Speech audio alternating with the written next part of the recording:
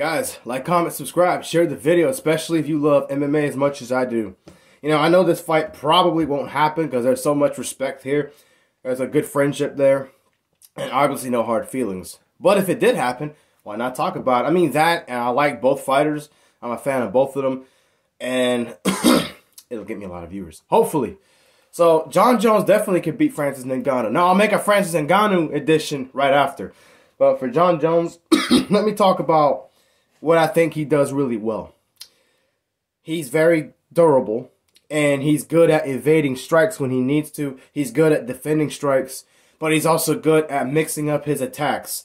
What do I mean by that? Leg kicks, side calf kicks, body kicks when he needs to. He's got good jabs. He's got good hands overall.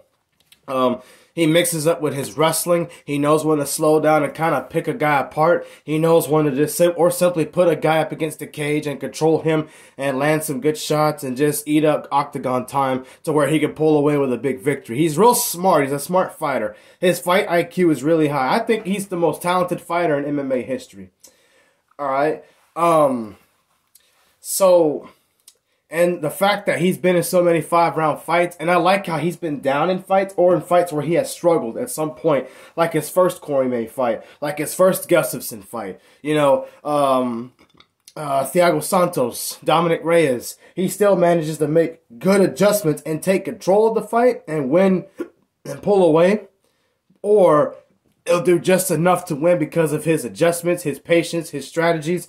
He's never goes into a fight with 1 or 2 game plans. Okay, that's it. No, it's like he has plan A, plan B, all the way up to plan Z when he's fighting people. And he'll go through every plan until every plan works. And if it's not working at the time, he doesn't lose focus. He doesn't lose his head. He still stays in the fight and he does those things. And that, I think, would be his best trait, aside from his talent and his work ethic. He's never been knocked out. He's never been submitted. That helps him a lot because he's good at avoiding to get finished.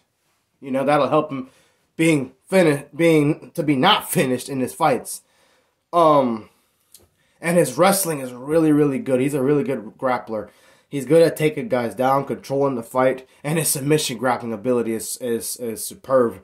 He's had submission wins with guillotines, Americanas, rear naked chokes, and the guys he's beaten: Rampage, Belfort, Gustafsson twice, high caliber fighters, Cormier twice.